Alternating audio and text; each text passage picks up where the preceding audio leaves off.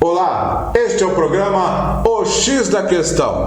Nossa convidada é advogada, foi coordenadora dos direitos da mulher em Taboão da Serra por 8 anos, é palestrante. Sueli Amoedo. Muito obrigado pela sua presença, por nos atender. Obrigado, Sueli, é um prazer ter você conosco. Muito obrigada pelo convite, estou muito feliz aqui para a gente começar esse projeto, né, o X da Questão. E o X da Questão é: Sueli Amoedo, o que é feminismo?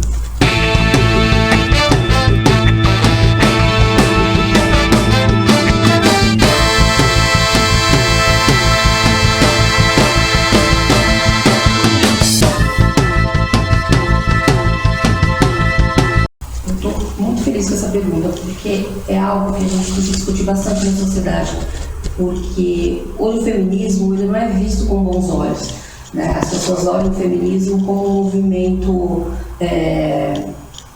bagunçado, que quer propor uma briga contra os homens, ou então a gente tem discussões muito acaloradas com relação ao que o feminismo pode fazer dentro da sociedade e o mal que ele pode fazer para as mulheres, desvirtuando elas do lar. E não é isso, né? O feminismo ele é um movimento político de igualdade entre homens e mulheres. É nada mais do que isso. É um movimento político que propõe a igualdade entre homens e mulheres. E que igualdade é essa? Igualdade salarial, que a mulher possa andar tranquilamente, sem ser assediada, que ela tenha os mesmos direitos que os homens de estarem nos espaços de poder. Por exemplo, nós temos aí uma luta muito grande aí pelas mulheres na política, né? E elas estão entrando através de cota. E nós não queremos que as mulheres entrem através de cota, né? Nós queremos que elas tenham igualdade, né? Mas por enquanto as cotas são extremamente necessárias, porque senão as mulheres não conseguem ser eleitas e ocupar esses espaços de poder. Então, o feminismo ele é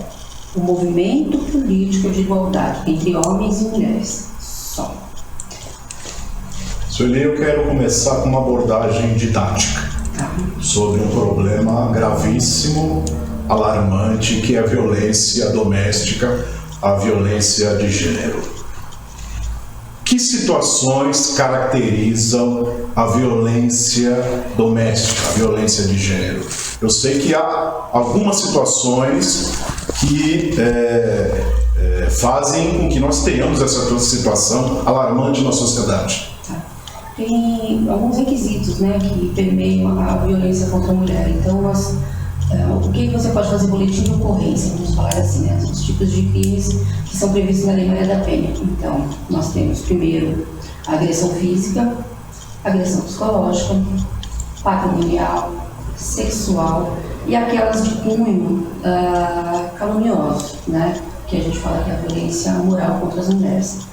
E tem outras formas de violência contra a mulher também, mas a Lei Maria da Penha prevê essas 5. Você pode ir na delegacia tranquilamente, fazer boletim de ocorrência e requerer as medidas protetivas de urgência em cima desses crimes.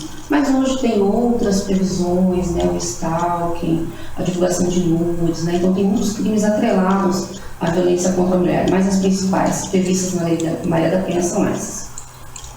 A violência física é aquela que é mais gritante, né? Salta aos olhos e tem nos aterrorizado, nós que não aceitamos esse tipo de conduta com qualquer pessoa, né? Seja mulher ou homem, qualquer violência é abominável, mas em relação aos outros tipos de violência, queria que você falasse um pouquinho mais. São menos perceptíveis? São menos perceptíveis, né? Por exemplo, a violência doméstica, ela se tornou lei recente, a violência doméstica psicológica, ela se tornou lei recentemente, né? Depois de muita briga do movimento feminista para a violência doméstica também ser inserida dentro da Lei Maria da Penha para receber o mesmo tratamento, né? Afastamento do lar, né? Não aproximação, retenção de porte de arma, porque a violência psicológica ela é a porta de entrada para todas as outras formas de violência, porque a mulher está extremamente vulnerável, né? Ela não consegue reagir, ela não consegue sair daquela situação, ela está sempre presa dentro daquele ciclo de violência, né? Então, a violência psicológica, no meu ver, no meu entender, é subnotificada. Dificilmente as mulheres vão na delegacia fazer boletim de ocorrência de violência psicológica. Hoje vão mais por conta da lei, né? Mas a violência psicológica permite que você sofra violência sexual dentro do casamento, permite que você seja caluniada, né? Permite que você seja agredida e você esconda aquela agressão. Então, a violência psicológica ela acontece em maior número, mais grave, porque ela atinge a mente da mulher, mas as pessoas fazem mais um boletim de ocorrência da agressão física, que é a visão aparente, né? Um chute, um pontapé, um puxão de cabelo, né? O pessoal costuma ir na delegacia para fazer boletim de ocorrência. Mas, por favor, mulheres, façam boletim de ocorrência da violência psicológica, porque são danos irreversíveis e para toda a vida. E algumas mulheres que sofrem, Márcio, violência psicológica, elas acabam indo para a psiquiatria. E aí elas ficam presas em medicamentos, em sessões de terapia, de psiquiatria, que elas não conseguem mais voltar ao normal. Elas têm medo, elas têm pavor, a campainha toca o pau, buzina, elas já ficam apavoradas. Então, ao menor sinal de violência psicológica, minha orientação é de fazer boletim de ocorrência. Agora, quais os elementos que caracterizam violência psicológica? Que tipo de diálogo, conduta do agressor para a mulher? Assim como a violência física, a violência psicológica também ela começa muito tranquila. Ah, você é feia, você tá gorda, você engordou um pouquinho, sua comida tá horrível. Aí essa comida tá horrível, já não é mais só para ela, é já para um grupo de amigos, né? Ela vai aumentando a gravidade das situações. É um grito no meio das pessoas, fala que ela é incompetente, que ela não consegue fazer nada, é tirar a autorização dela diante dos filhos. Então essa violência ela vai crescendo quando a mulher já não consegue fazer mais nada. Vai dando horário, quando a pessoa chegar do trabalho, ela já vai ficando desesperada. Ela já vai tremendo, ela começa a chorar, né? Ela começa a ter um desequilíbrio emocional muito grande. E aí que ele domina ela, né? Então, o que a gente fala para as mulheres em situação de violência sempre? Gravarem áudios, guardar prints de conversa, né? Isso é muito importante. Começou a ter problemas psicológicos e você percebe que é oriundo da violência doméstica, começa a passar no psicólogo, porque lá na frente a gente vai precisar desse laudo ou para pedir a medida protetiva, ou para ser ele condenado. Então, assim, tudo no direito é prova. Então, a violência psicológica também, você precisa começar a fazer provas de testemunhas, conte aos amigos, confidencie o que está acontecendo. Apesar de que a mulher em situação de violência, ela tem poucos amigos, né? Porque é uma característica do homem abusador que ele vai afastando a mulher do nicho de amigos e de familiares para ela não ter depois uma rede de apoio para buscar ajuda, né? Então, aos poucos amigos que restaram para essa mulher, ela tem que confidenciar, hoje aconteceu isso, está acontecendo aquilo, para ela ter lá na frente testemunhas para poder ajudar ela. Sueli, eu queria saber o seguinte, por que o feminismo só é falado agora, né? Ou recentemente, né? Porque somente agora, durou todo esse período, todo esse tempo, não era discutido. Por quê? Eu acho que as pessoas elas têm vergonha, né? Até hoje as pessoas têm vergonha de falar, eu sou feminista, eu sou a favor do feminismo, eu quero que as mulheres se libertem, eu quero que as mulheres trabalhem. Até hoje as pessoas ainda têm esse receio. Mas eu acho que com a Lei Maria da Penha, com a implantação da Lei Maria da Penha e com as leis vindo através da Lei Maria da Penha, né, a lei de feminicídio, as leis de stalking, de perseguição, essas leis foram fortalecendo também as mulheres que lutam por mulheres, né? Tem pessoas que lutam, que colocam ativista social, né? Eu sou uma ativista social, esconde que ela é uma ativista de direitos das mulheres, né? Ou não, eu coloco nas minhas redes sociais, ativista dos direitos das mulheres, porque você tem que empoderar outras mulheres e fortalecer outras mulheres, mas eu acho que a mídia também está ajudando bastante, está dando voz para essas mulheres. As mulheres elas não tinham voz para falar como elas queriam estar, como elas queriam se vestir, como é que elas querem andar na rua, se elas querem estar gordas, se elas querem, né? E o corte de cabelo. Então, eu acho que também a imprensa ela tem um papel muito importante e fundamental também nesse empoderamento das mulheres, né? Essa fala das mulheres tem hoje vem muito também da imprensa. A imprensa ela facilita muito essa linguagem de denúncias, né? Seria a questão financeira. quanto que pesa para que a mulher consiga se livrar de um círculo de violência doméstica. Eu falo isso até por experiência própria. Eu tenho na minha família pessoas que deixaram, uma mulher que deixou o marido por conta de uma situação de violência, e os familiares do agressor, do homem, falavam para essa mulher: olha, você logo vai voltar, porque você vai se sustentar com o quê? Porque essa mulher nunca trabalhou, sempre foi dona de casa. A questão financeira é determinante para que a mulher tenha dificuldade de se livrar do círculo de violência? Eu acho que a questão financeira, o empoderamento financeiro que a mulher não tem, é o primeiro impedimento para ela sair desse ciclo de violência, né? E o segundo é o medo, porque eles falam: eu vou matar você, né? Então ela também tem muito medo. Agora, o empoderamento financeiro, ele atinge todas as mulheres, né? A mulher mais pobre, a mulher branca, né? Porque a gente também tem que falar dentro dessas políticas de enfrentamento à violência contra a mulher, a gente tem que fazer os recortes sociais, né? E os recortes raciais também.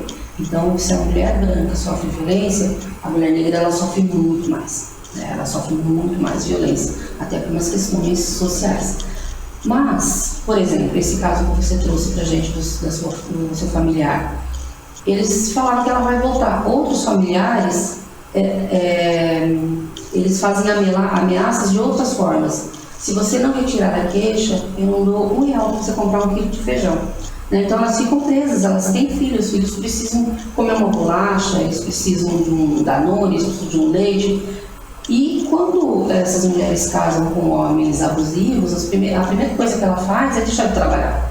Geralmente, você pode prestar atenção, as mulheres que estão envolvidas com homens abusadores, elas não trabalham, elas são exclusivamente donas de casa, elas estão ali cuidando dos filhos. E o que acontece? Esse ciclo aí, ele dura bastante tempo, e enquanto ela está vivendo esse relacionamento abusivo, ela não volta a estudar e ela não volta a trabalhar. Quando ela resolve romper e sair de tudo isso e falar: chega, eu não quero mais, basta de violência, elas não têm escolaridade e elas não têm profissão. E aí elas pensam de novo: e agora? Vou morrer de fome, né? Então eu acho que a questão financeira, ela é determinante para que elas fiquem muitos anos vivendo com homens agressores. Em média, é possível dizer quanto tempo uma mulher que consegue se livrar do ciclo de violência, ela se livra dessa situação grave? A gente tem algumas pesquisas que elas apontam de 7 a 9 anos, que elas ficam dentro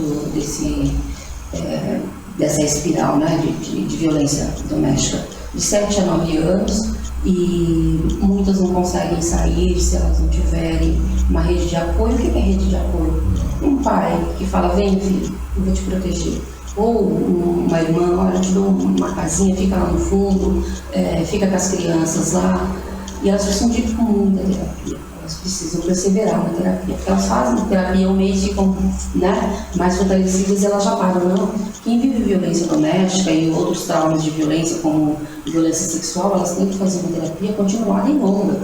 Você não consegue resolver a sua questão mental em pouco tempo, né? Então, eu digo que a violência doméstica é um mundo paralelo que a gente não conhece. A gente está conhecendo agora, né? Agora que a gente está falando mais, conversando mais, as pessoas se interessam mais pela temática. Justamente, deixa eu entrar, já que você me deu o gancho, parece que, ou melhor, a gente cada vez mais vê situações de mulheres que são mortas pelos agressores. Sim. Aumentou o número de casos de violência doméstica, de violência de gênero, ou está tendo mais visibilidade? Estatisticamente, por dados, está aumentando, né? Se a gente for pegar as pesquisas, ela vem aumentando. Por exemplo, o Fórum Brasileiro de Segurança Pública trouxe agora no começo do ano que todas as formas de violência sofreram um grande aumento. Todas as formas: agressão física, psicológica, patrimonial, sexual, né? Todas as formas aumentaram. E a violência contra a mulher negra aumentou um pouco mais, acho que 6, alguma coisa, né?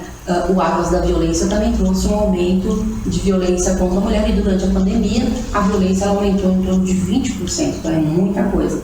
Só que as mulheres hoje elas se sentem mais encorajadas a falar, né? Durante a pandemia, Márcio, a gente teve um avanço tecnológico para atender essas mulheres em situação de violência. Por exemplo, o boletim de ocorrência online, que foi assim essencial para salvar muitas mulheres, porque elas estão dentro de casa com o agressor. Tem gente que vive num espaço menor que esse. Então ela está ali com o agressor, não pode sair que ele está vendo que ela está saindo, não pode conversar com alguém no telefone que ele está ali olhando. O celular não faz. Algo que Secretaria de Segurança Pública do Estado, que você mora, né? Então aqui em São Paulo, nós estamos em São Paulo, Secretaria de Segurança Pública do Estado de São Paulo. Quem está em Minas, Secretaria de Segurança do Estado de Minas Gerais, entra lá, procura boletim de ocorrência online e faz boletim de ocorrência online, né? A delegada chama, se for um caso urgente, ela já tem a medida protetiva deferida muito rapidamente. Então, muito rapidamente, quanto tempo? A gente tem um prazo aí, é que alguns lugares demoram um pouquinho mais, mas 48 mais 48, tá? 48 para o delegado mandar o boletim de ocorrência, 48 para o juiz deferir essas medidas protetivas. 48 horas. 48 horas, é 48 mais 48, 48 do delegado e mais 48 do juiz. Só que em algumas comarcas, onde tem muitos casos, eles demoram um pouquinho mais, né? 72 horas. Mas é um tempo bom para a gente, se a gente for comparar com outras ações do judiciário, sai muito rápido a medida protetiva para a mulher.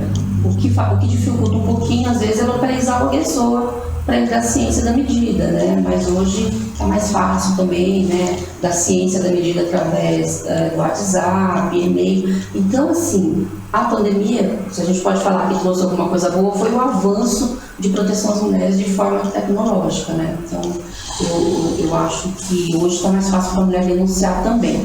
Mas, voltando ao início da sua pergunta, o Fórum Brasileiro de Segurança Pública, ele trouxe, na pesquisa Visível e Invisível, ele trouxe que na última década nós perdemos, imagina um estádio de futebol, a Arena do Corinthians, imagina ele, em dia de jogo lotado. Na última década nós perdemos um estádio de futebol inteirinho lotado de mulheres vítimas de feminicídio. Na última década? Na última década. Então é muita coisa, né? Então a gente tem que pensar e inovar em políticas públicas para a gente diminuir esses índices, né? E falar uma forma muito didática, né, de trazer informação. Sueli, por que é preciso falar de feminismo? Porque a gente não vai combater somente morte de mulheres, né? A gente vai combater aí, por exemplo, que as mulheres não conseguem subir e ascender, né, estar nos espaços de poder. O feminismo ele traz essa questão de você poder estar, né, você estar ali, fazer parte da discussão, né? Por exemplo, vamos pegar aí pegar o AB, né? Então você tem lá o AB, as suas comissões. Vamos pegar que 70% sejam comissões comandadas por homens. Quando você fala de feminismo, você fala de luta de igualdade de direitos, você está falando que futuramente você quer 50% das comissões por homens e 50% das comissões por mulheres, né? Então, por isso que é importante o feminismo. Por que a mulher ela ganha 20% menos do que o homem em qualquer categoria? Se a gente falar de jornalista, eu tenho muitas amigas jornalistas, né? E, inclusive muitas que estão comandando os jornais e telejornais, e elas falam para mim isso, né? Que elas têm diferença de salário dos homens de 20%, né? E a gente também tem muitas ofensas nas redes sociais para com as jornalistas mulheres. Então, quando você está falando de feminismo, você está falando que você tem que lutar pelo direito da mulher, pelo respeito à mulher. Porque quando a mulher está dentro do ônibus, ela está sempre preocupada se tem alguém encostando nela, né? O feminismo ele vem trazer isso, essa igualdade. Por quê? Como que a gente tem que tratar a sociedade para não se viver em cima de violência contra a mulher? Bater no machismo. que o machismo é estrutural e o feminismo ele veio para combater o machismo e o patriarcado. A gente não tem uma guerra com os homens, não. Os homens que são pela luta do direito das mulheres, eles são muito bem-vindos, mas a gente tem uma luta muito grande aí com os homens agressores, abusadores e com os homens que são machistas, porque esses homens que são machistas, eles vão falar hoje, falar amanhã e daqui a 10 anos também eles terão voz, né? Então a gente luta isso, e o feminismo é pra gente viver bem, mas pra gente viver bem, pra gente circular à noite, para 10 horas da noite, a mulher poder estar na rua e não estar preocupada com quem está atrás dela. Coisa que dificilmente, agora aqui, vamos pegar aqui o Adilson, quando eu cheguei, o Adilson estacionou aqui na porta da sua casa e quando eu cheguei ele me deu o lugar e foi estacionar lá embaixo. Porque automaticamente na cabeça dele, ele sabe que era muito mais perigoso para mim ir até a rua de baixo pegar meu carro do que para ele. Então o feminismo é isso. A gente está lutando para ter direito a conviver dentro da sociedade. É isso. Márcio, pegando já o gancho da sua pergunta em relação aos homens, primeiro eu quero perguntar uma coisa: qual é o perfil do agressor, da mulher? Tá. Quem é este agressor? Quem é este homem? E segundo, o que nós fazemos com os homens? Sueli, tem um jeito de fazer com que os homens mudem de mentalidade? Porque também isso é uma questão cultural, não é? Os avós, os pais daquele homem, muito provavelmente tinham, né? Aqueles que são vivos ainda têm, né? Eu creio que ainda não largaram essa questão do machismo, essa questão de achar que eles são superiores às mulheres. Como enfrentar, fazendo com que o homem faça parte da mudança? Complementando a sua fala, os homens continuam, né, com essa repetição de padrão, porque a gente empodera os homens também. A educação dos homens, ela é muito... você é homem, você não pode arrumar a casa, você é homem, você não pode lavar a louça. Tem brinquedo no chão, o menino e a menina brincaram ali, o Márcio, os dois irmãozinhos brincaram. O menino levanta da sala, vai jogar bola, o que a menina vai fazer? Catar os brinquedos e colocar na caixinha. Então, nós dentro de casa, sem perceber, a gente acaba dando uma autonomia e fortalecendo o homem muito mais do que a gente fortalece a mulher. A mulher a gente trata ela como bibliô. Minha filha falou isso para mim essa semana. Falou assim: você me colocou numa caixa tão fechada que eu tenho medo de algumas coisas. Eu falei: meu Deus, é mesmo. Porque você leva na escola, você busca na escola, você leva no ponto de ônibus para trabalhar. À noite você pega essa menina perto do ponto de ônibus, se vai para a faculdade, você praticamente põe dentro do metrô, né? Então a gente protege muito as mulheres, elas acabam não se fortalecendo e não vivendo situações mais de perigo que elas precisariam saber lidar, né? Até perguntei esse dia para minha filha: numa situação de perigo você faria o quê? Ela me deu uma resposta que eu fiquei preocupada, né? Eu acho que eu corro. Não, você vai procurar um guarda, você vai entrar dentro de um local, né? Então, como é que a gente desconstrói isso? Falando com os homens, não tem outra forma. Não adianta você falar para mim assim: porque os homens, não. Você tem que falar direto para eles. E nos grupos reflexivos, vocês sabem, os dois sabem, que eu fui coordenadora de 2 projetos, né? Tanto o Homem Sim quanto o Tempo de Despertar, que são 2 projetos excelentes, né? Para você falar com homens que estão dispostos a mudar. Não adianta você querer ensinar para alguém aquilo que ele não quer aprender, né? Então, depois a Gabriela fazia no Tempo de Despertar muito isso, uma conta do número de reincidentes, né? Dos homens que voltavam a reincidir nos casos de violência doméstica, nos casos leves. 2%. A senhora se referiu à promotora Maria Gabriela Prado Mansur. Sim. Doutora Gabriela, que eu falo, eu chamo ela de Gabi. Ela fez uma pesquisa dentro do Tempo de Despertar, que o Tempo de Despertar foi uma ideia dela, né? Então, e ela levou para outros lugares, levou para outros municípios, né? Virou lei no município de São Paulo, no estado de São Paulo.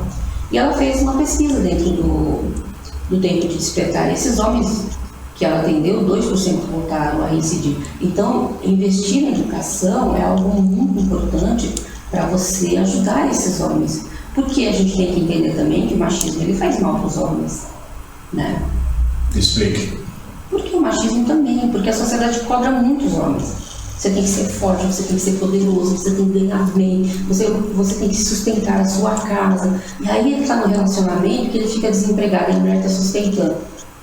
Ele não sabe lidar com aquela situação da mulher estar provendo o que ele deveria fazer, né? Então eu acho que essas cobranças em cima do homem, que ele tem que fazer tudo, acaba também fragilizando uma parte deles, né, uma parte mental deles, que eles não vão saber lidar e que eles vão levar para o lado da agressão.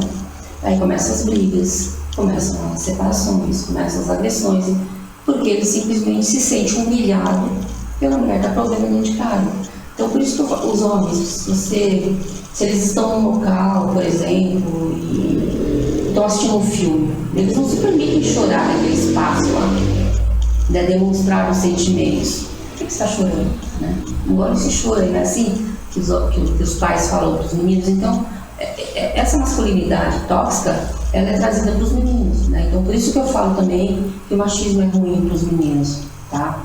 E aí, voltando ao tempo de despertar aos grupos reflexivos, eu acho muito importante. É através da educação que a gente vai mudar muita coisa, conversando com os homens, explicando, falando da Lei Maria da Penha, trazendo temáticas femininas, trazendo temáticas masculinas para eles também. Eu, quando coordenava esses projetos, eu pensava no melhor profissional para levar para falar com eles, sabe? Sempre o melhor. Era o melhor médico, era a melhor médica, era o melhor advogado, a melhor advogada, porque eles também não têm informação. Quando eu falava para eles assim, olha, você não pode fazer isso, às vezes era puxar um puxão de cabelo. Nossa, doutora, mas foi só um puxãozinho de cabelo, foi só um tapinha, isso não é nada. Eu falei, assim, você quer, né? Como é que você iria se sentir se você recebesse um tapa? Ah, não pode, né? Eu falei, não, se não pode para você, por que pode para a mulher? Né?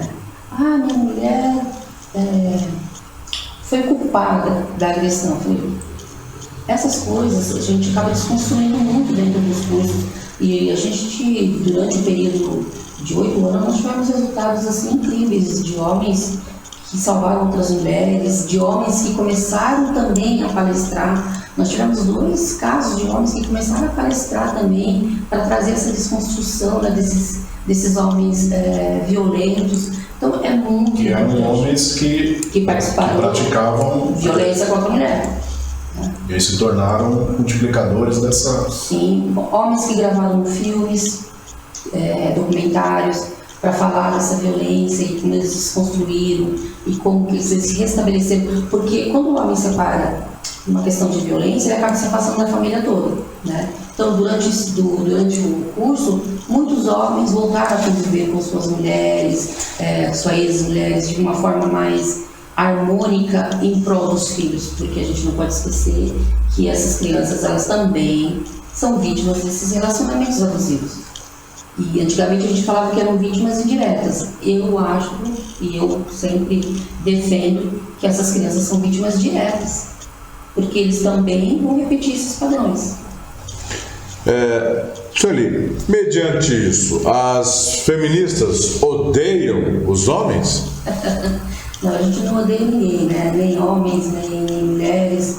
A gente tem uma luta aí, a gente trava. Por que então? Então, o que eu quero dizer, por que então há quem diga, né? Há quem diga, há quem pense que as feministas odeiam os homens? Porque as pessoas, vou te falar de educação, né? Elas não interpretam, por exemplo, a Lei Maria da Penha é uma lei para punir homens autores de violência contra a mulher, homens abusivos. E quando você fala de Lei Maria da Penha, não, a lei que maltrata os homens, não. No Código Penal está lá, pena de tanto para quem cometer homicídio ou para quem cometer feminicídio.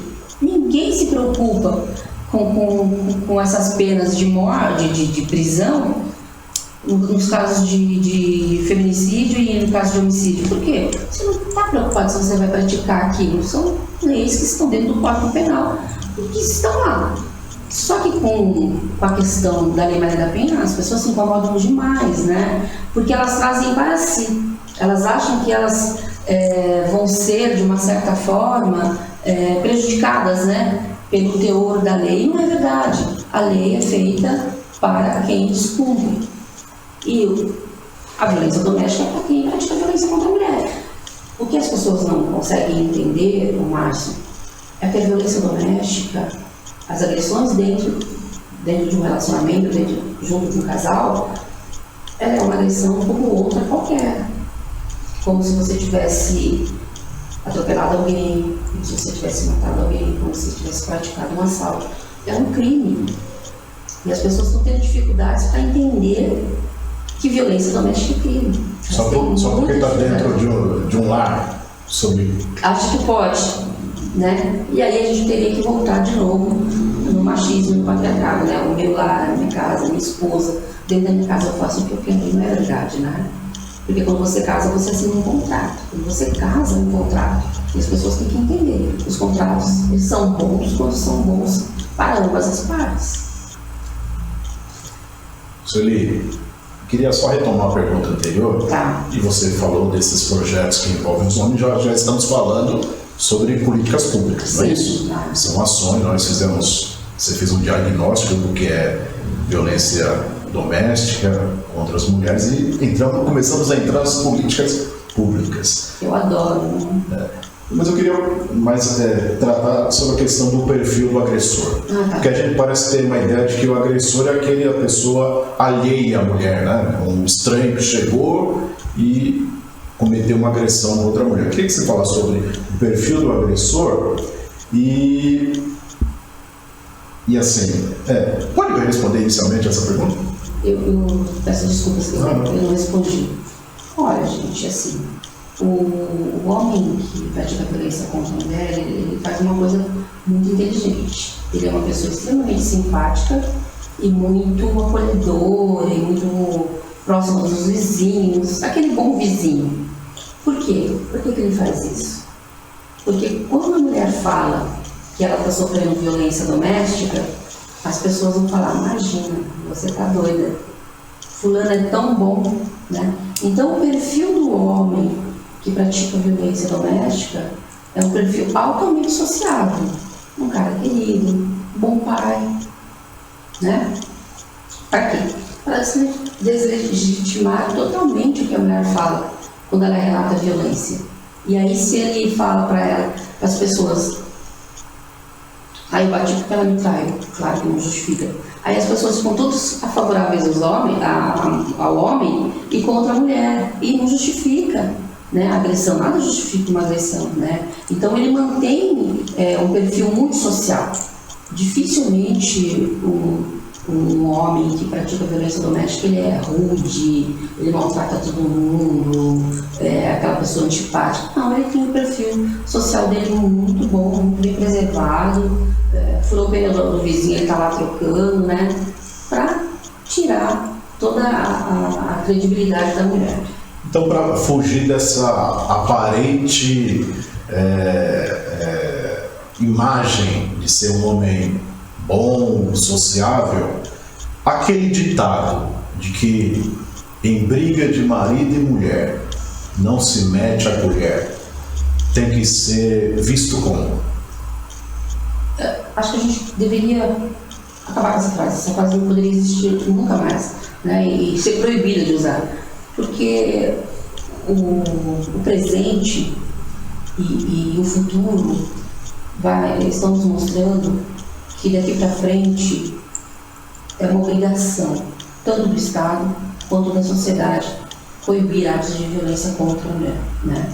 Eu acho que a gente tem uma inovação muito grande aí com a lei que determina que o síndico tenha que chamar a polícia, fazer a denúncia nos casos de violência contra a mulher. Porque as mulheres dentro dos prédios, dentro desses locais mais fechados, elas ficavam muito sozinhas, né?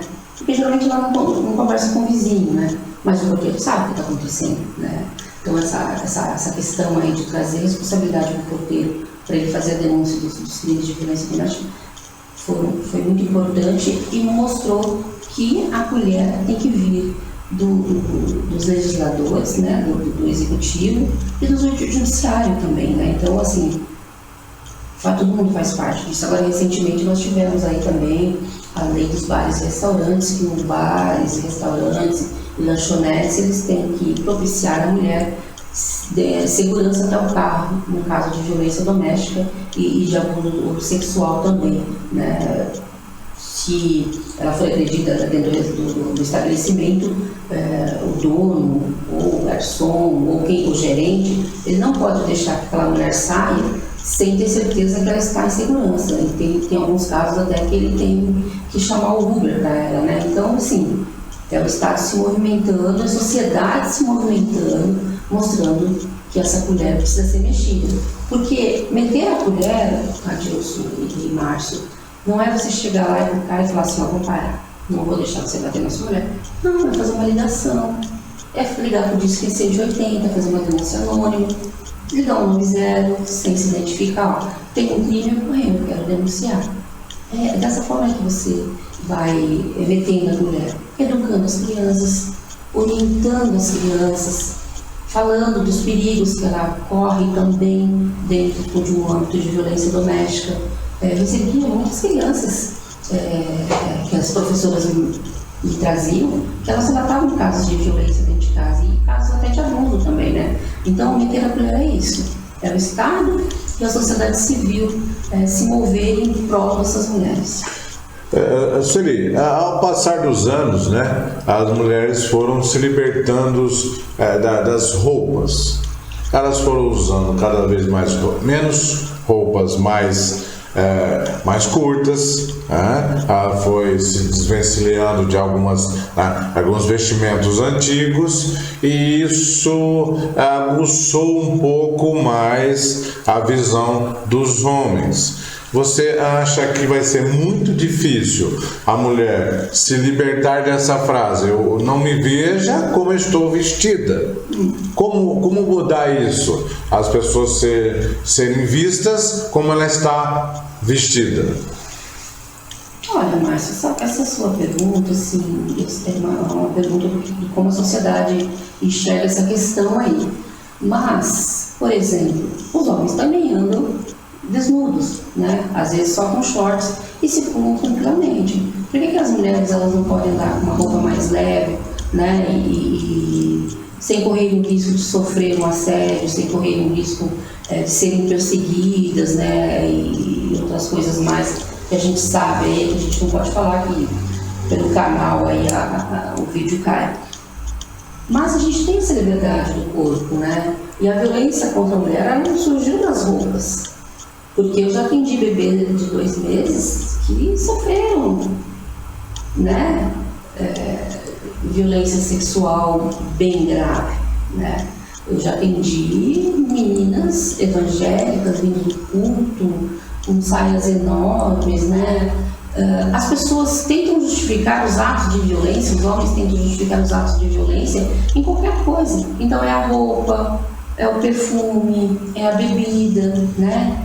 E são frases que a gente acaba falando e que a gente vai normalizando cada vez mais essa questão da violência, né? São coisas que a gente não pode falar mais. Okay. Entendeu? Seria essa questão de... Parece que a minha visão, eu sempre vejo mais casos de mortes de mulheres nas redes sociais, nos veículos de comunicação. A impressão que eu tenho é que cada vez mais o Estado não está conseguindo fazer frente a essa realidade. E aí vem aquela pergunta que recorrentemente eu ouço, eu que não sou, né, não tenho um trabalho que você tem, pelo contrário, tenho uma outra área, mas sempre até me perguntam, medida protetiva funciona? Protege, né? O papel não serve para nada. É o que eu ouço também, né, diariamente. As medidas protetivas não servem para nada. Tem várias coisas que a gente poderia falar das medidas protetivas aí. Primeiro que a gente tem que aprender a usar as medidas protetivas. As mulheres elas têm dificuldade para usar, elas não sabem a quem recorrer. Por exemplo, eu atendi antes de vir para cá, eu estava atendendo uma menina. Doutora, minha medida está acabando, eu vou ficar sem medida. Eu falei assim, você ainda se sente em perigo? Ela falou, sinto, eu vejo ele passando na porta da minha casa. Eu falei, então você vai pegar essa informação que você vê ele passando na porta da sua casa e você vai lá na promotoria de justiça e vai redigir um termo perante a promotora falando que ele passa na sua casa e que sua medida está terminando e que você quer a extensão dessa medida protetiva. Mas agora teve uma alteração, né? Eu acho que não vai ter mais medida com prazo, né? Então... que é um avanço, né? Que é um avanço. Aprimorando, né? Aprimorando a Lei Maria da Penha. Então, as pessoas não têm informação. Por exemplo, tem casos de... Morreu essa semana, eu publiquei até uma menina que ela tinha medida protetiva e tinha 4 boletins de ocorrência. E ela não notificou os descumprimentos da medida protetiva, né? A gente tem que noticiar o descumprimento da medida protetiva. O que é, por exemplo?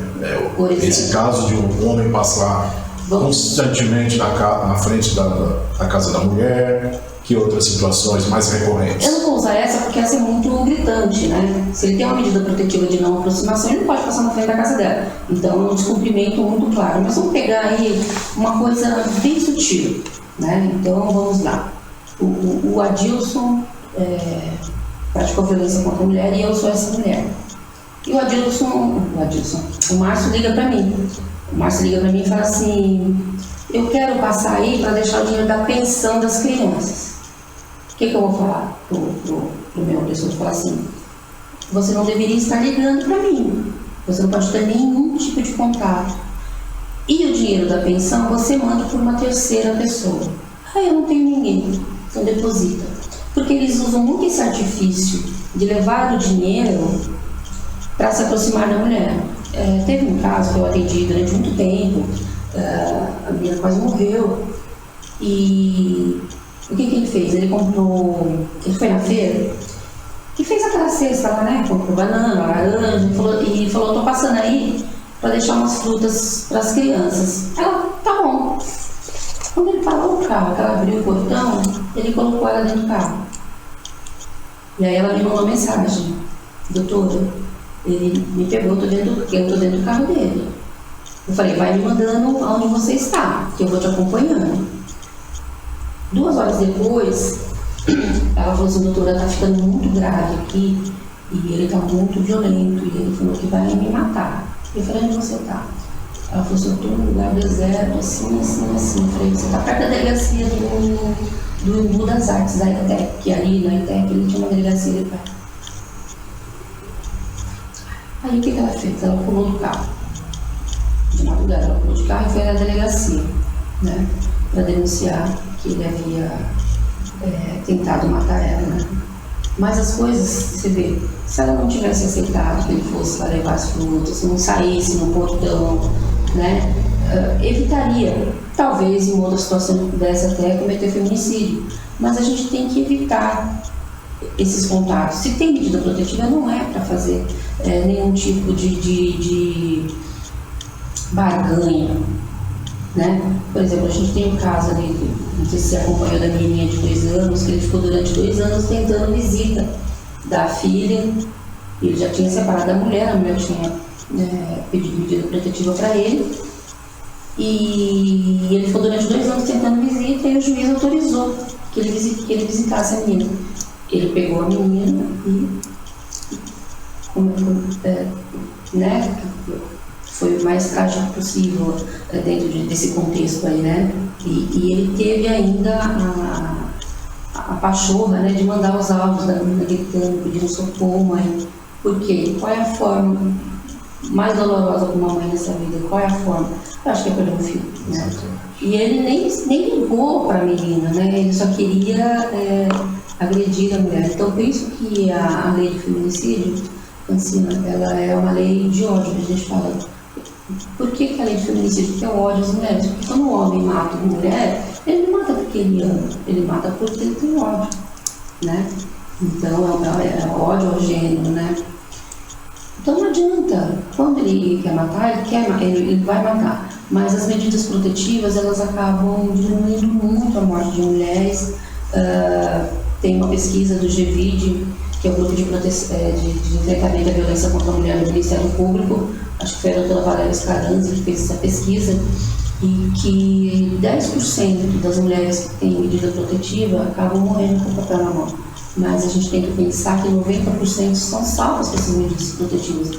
Então eu sou defensora das medidas protetivas, eu sempre aconselho a fazer as medidas, a pedir e encaminhar o descumprimento, porque é muito necessário.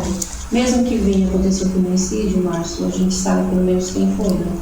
Se eu concluir uma pergunta, a questão do poder público, onde o poder público pode agir com mais efetividade, questão de políticas públicas, o que precisa avançar mais, na sua opinião? Eu queria que você falasse sobre a lei de abertura das delegacias de defesa da mulher 24 horas. Isso é importantíssimo, né? Porque a mulher ela sofre violência de manhã, de tarde e de noite.